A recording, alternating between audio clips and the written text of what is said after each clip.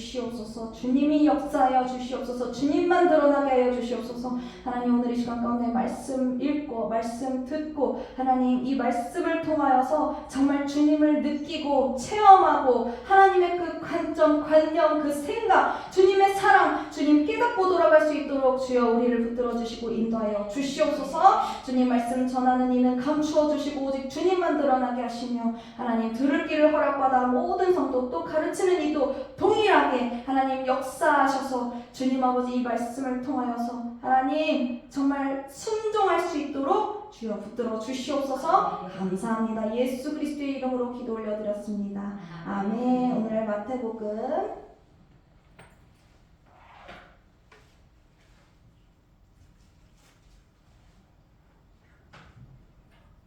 19장 1절에서 12절까지의 말씀입니다.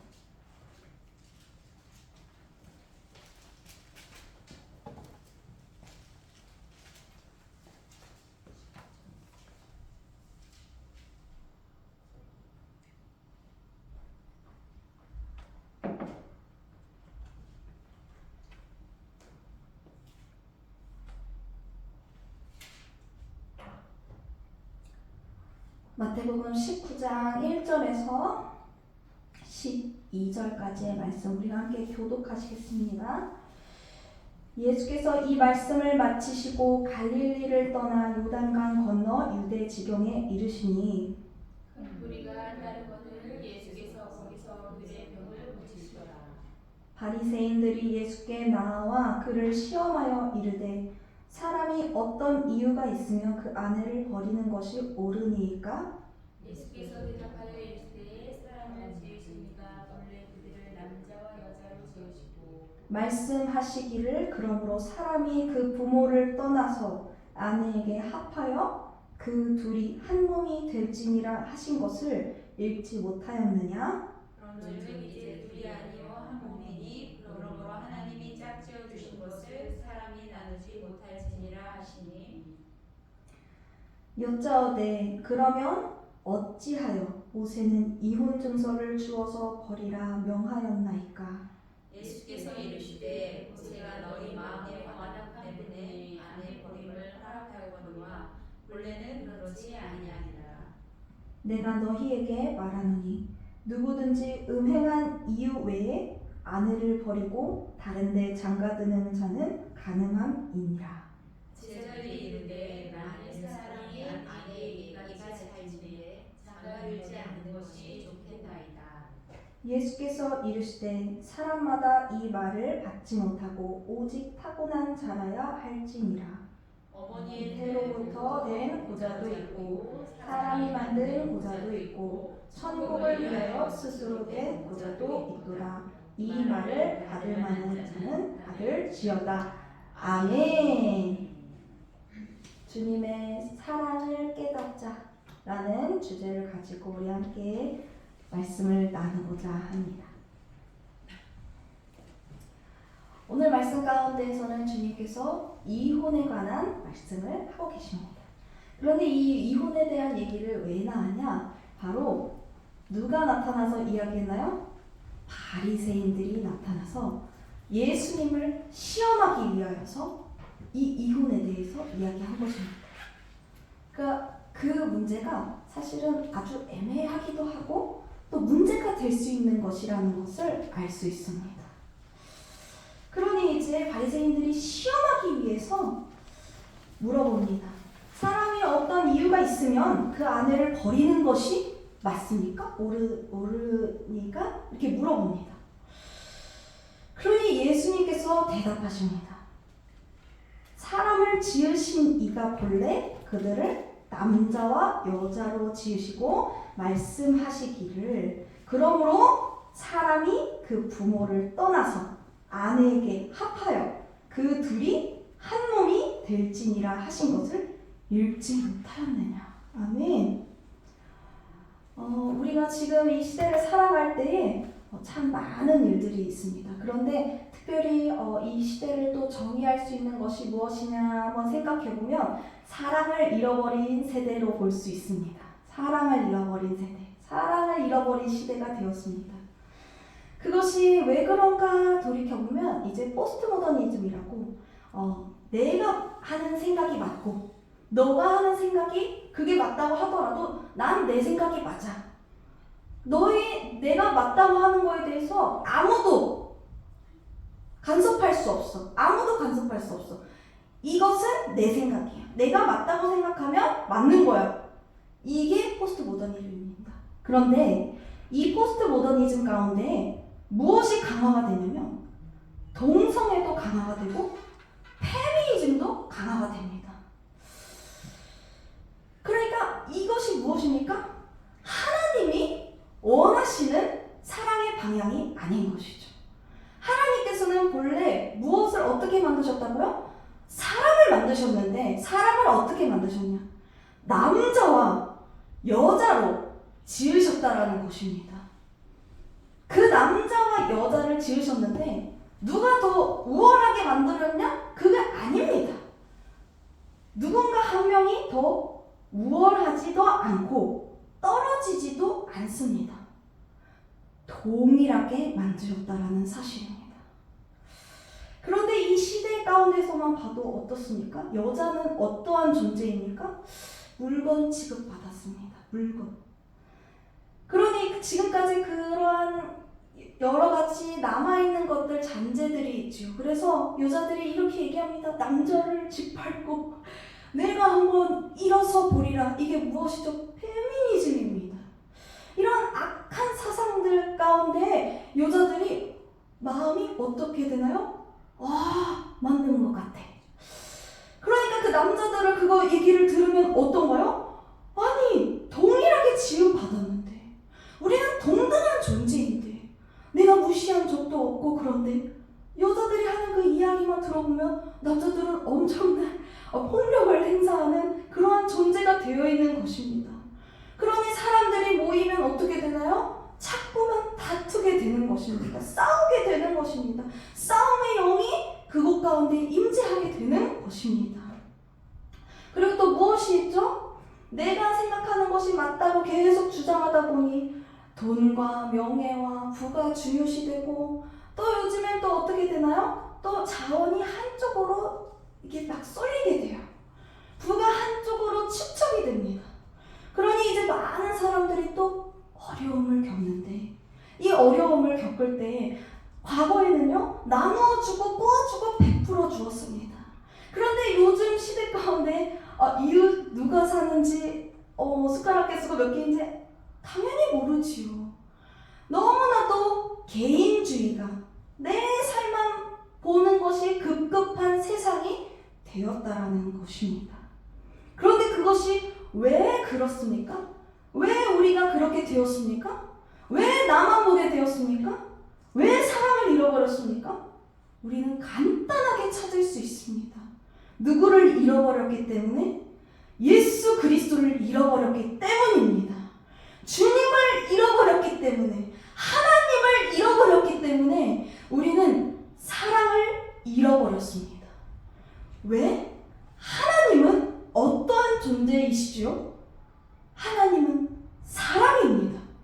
하나님은 사랑 그 자체이십니다. 그러니 하나님을 잃어버렸기 때문에 사랑하는 방법도 잃어버리는 것이 마땅합니다. 우리가 사람들이 왜 이렇게 다투지? 왜 이렇게 전쟁이 일어나지? 왜 이렇게 사랑이 없지? 딱 하나입니다. 하나님을 잃어버렸기 때문에 우리가 사랑 또한 잃어버리는 것입니다. 그러니 이제는 우리가 하나님에 대해서 다시 한번 살펴보기 원합니다. 주님은 어떤 분이시죠? 사랑입니다. 왜 사랑의 하나님이실까요? 주님은 우리를 위하여서 이 땅 가운데 예수 그리스도를 보내주셨습니다. 왜 보내주셨나요? 주님께서 말씀하신 것이 있습니다. 8절 말씀 가운데 예수께서 이르시되 모세가 너희 마음의 완악함 때문에 아내 버림을 허락하였거니와 본래는 그렇지 아니하니라. 예수께서 이르시되 모세가 너희 마음의 완악함 때문에 너희가 죄 때문에 죄로 인하여서 이혼을 허락한 것이지 사실은 이혼을 허락할 이유가 없다라는 것입니다. 너희 죄 때문에 어쩔 수 없이 그렇게 허락한 것이다. 하나님은 원하지 않는다라는 것입니다. 우리의 죄 때문에 주님께서 이 땅 가운데 오셨습니다. 우리가 너무나도 사랑하는 방법을 잊어버리고 주님을 잃어버리고 완악하고 서로 아주 미워하기 바빴기 때문에 예수 그리스도를 이 땅 가운데 보내주셨습니다. 예수님이 이 땅 가운데 오셔서 많은 일들을 하셨죠. 어떤 일들을 하셨나요? 가난하고 어렵고 정말 도움이 필요한 그 자들에게 찾아가서 말씀을 전해주시고 복음을 전해주시고 그들 가운데 주님의 사랑을 전해주셨습니다. 또 어떤 일들을 했죠? 정말 그 몸이 아파서 아무것도 하지 못하는 그 자녀들에게 예수 복음을 전하면서 동시에 어떻게 했죠? 귀신을 내쫓고 병든 자들을 고쳐주셨습니다. 그래서 그 어려운 가운데 있는 그들이 할렐루야 감사합니다. 정말 참된 자유함을 얻게 되었습니다. 그 뒤에 어떤 일이 있었죠? 예수님께서는 바리새인들에게 명확하게 말씀하셨습니다. 너희들 잘못된 것이다. 이것은 잘못된 것이야 라고 명확하게 또 말씀하셨습니다. 마지막으로 어떤 일을 또 하셨죠? 십자가에 달려 죽으셨습니다. 모든 물과 피를 다 쏟으셨습니다. 왜 그러하셨습니까? 우리의 죄 때문에, 우리의 죄의 문제를 다루기 위해서 그렇게 하셨습니다. 주님은 채찍질 받으셨습니다. 모든 물과 피를 다 전부 다 쏟으셨습니다. 그것이 쉬운 일이었을까요? 우리는 이렇게 쉽게 이야기합니다. 주님은 나를 위해서 죽으셨고 십자가에 달려서 죽으셨습니다. 모든 물과 피를 쏟으셨습니다. 아멘 아멘. 쉬운 일이 아닙니다. 왜? 우리는요, 내 주변에 있는 내 사랑하는 내 남편, 내 아내, 내 자녀에게 그 사랑의 언어를 사용하기도 쉽지 않기 때문입니다. 그들을 용서하기도 쉽지 않기 때문입니다. 작은 것 하나도요, 우리가 용서하기가 너무나도 어렵습니다. 사랑하기가 쉽지 않습니다. 좋은 말을 하기가 쉽지 않습니다. 우리는 그렇게 죄인입니다. 그런데 예수님은요, 우리가 이렇게 죄인임에도 불구하고 분명히 또 죄 지을 것을 알면도 불구하고 예수님을 또 부인할 수 있음에도 불구하고 주님은 죽으셨습니다. 왜? 사랑했기 때문에. 사랑하기 때문에. 여전히 사랑하는 그 마음이 있기 때문에 주님은 기꺼이 그렇게 하셨습니다. 우리는 그 예수 그리스도를 닮아가기를 소망합니다. 그 주님을 정말 닮아가야 됩니다. 그 주님의 마음을 알아가기를 소망합니다. 그렇다면 이제 그 주님의 마음을 닮아가려면 어떻게 해야 할까요? 우리는 첫 번째로 하나님의 사랑을 회복해야 합니다. 주님의 사랑을 회복해야 됩니다. 주님의 사랑을 회복하려면 정말 하나님과 가까워져야 합니다. 더욱더 내가 죄 지었다면 그 자리 가운데 나아가서 주님 나는 죄인입니다. 그런데 그게 너무나도 어렵습니다. 저도 최근에 이제 어려운 일이 제 마음 가운데 있었습니다. 그 기도가 안 되더라고요. 작은 일인데도 속상해서 기도가 잘 안 되더라고요. 이거 용서하는 게 이렇게 어렵나? 분명히 나는 용서에 대해서 설교를 했는데 용서에 대해서 설교한 내가 남을 용서하는 것이 정말 어렵다라는 것을 느꼈습니다. 그러나 오늘 다시 한번 우리 다 함께 다짐하기 원합니다. 내가 용서하지 못하는 그 한 사람이 있다면 주님, 내가 그 자녀를 용서하기 원합니다. 내가 그 형제를 용서하기 원합니다.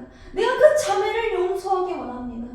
내 부모를 용서하기 원합니다. 내 자녀를 용서하기 원합니다.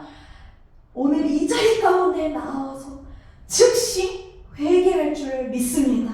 그러할 때에 주님의 사랑이 회복됩니다. 아멘. 두 번째로는 하나님의 말씀을 회복할 줄 믿습니다. 주님의 말씀을 오늘 이제 들었으니 우리는 회개할 힘을 얻게 되었습니다. 하나님, 우리가 정말 이 자리 가운데 나오는 것을 게을리하지 않도록 우리가 마음에 다짐하기를 소망합니다. 우리가 자칫 잘못하면요, 조금 내 육체가 피곤하면, 특히 육체가 피곤할 때 그렇습니다. 조금만 더 쉬고 내일 기쁜 마음으로 말씀 한 편 더 듣자. 내일 일어나서 성경 말씀 읽자. 그런데 내일 아침에 일어나면 어떤가요? 내일 아침에 일어나면 더 피곤합니다. 더 피곤해요. 그런데 오늘 하나님의 말씀을 딱 듣고 나면요, 신기한 일입니다. 신비롭습니다. 우리의 모든 피로가 회복되는 것을 볼 수 있습니다. 내 육체는 조금 더 피로해졌을 수는 있습니다. 그런데 내 영이 맑아지니 내 육체도 회복되는 것을 우리가 볼 수 있습니다. 그래서 우리가 정말 피곤함에도 불구하고 이 자리 가운데 나온 것은 정말 하나님의 말씀을 듣고 내 육체가 회복되고, 정말 말씀으로 회복되고, 내 자녀, 내 주변 이웃들 또한 가장 사랑하는 부부된 아내, 남편에게 정말 그 사랑의 언어를 나눠주기 위해서 우리는 이 자리를 사수할 줄 믿습니다. 그러므로 인해서 우리가 이 예배가 회복되기를 원합니다. 예배가 회복되는 것은 이 자리 가운데에서 회복되고 끝나는 것이 아니라 삶의 예배가 시작되는 것을 말합니다. 우리의 삶의 예배가 회복될 줄 믿습니다. 우리의 삶의 예배가 진정으로 회복되기를 소망합니다. 저도 정말 간절히 원합니다. 저도 이 자리 가운데 와서 주님 회복되기 원합니다 하지만 막상 집에 돌아가고 나면 이게 정말로 쉽지 않습니다. 그러나 오늘 이 자리 가운데 우리가 성령 충만하게 기도한다면, 주님이 역사하신다면 우리는 못할 것이 없습니다. 하나님이 하시기 때문입니다. 주님이 역사하시기 때문에 우리는 못할 것이 없습니다. 그러하기 때문에 우리는 정말 부부된 그 진정한 하나님이 원하시는 모습 가운데 나아갈 수 있습니다. 사랑을 회복할 수 있습니다. 사랑의 회복은 어디서부터 이루어지냐? 가정에서부터 이루어져야 하기 때문입니다. 내 가정 가운데 사랑의 언어를 사용할 수 없는데 어떻게 밖에 가서 주님의 말씀, 주님의 사랑의 언어를 사용할 수 있겠습니까? 그것은 모순입니다. 모순입니다. 밖에 가서 잘하는 것 모순입니다. 거짓된 것입니다. 왜곡된 것입니다.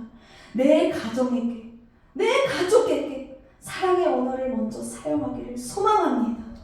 내 가족이 사랑의 언어를 듣고 그제서야 자녀는 깨닫습니다. 그 부모의 모습을 바라보면서 이렇게 살아가는 것이구나. 자녀는 부모를 바라보면서 살아갑니다. 우리는 그러한 정말 본이 드는 부모가 되기를 소망합니다. 밖에 가서 아무리 외쳐봤자 소용없어요. 자녀들은 이미 이 포스트 모더니즘 가운데 너무나도 팽배하게 살아가기 때문에 내 뜻대로 살아갈 거야. 내 마음대로 살아갈 거야. 이게 중심에 점점 박혀가기 때문입니다.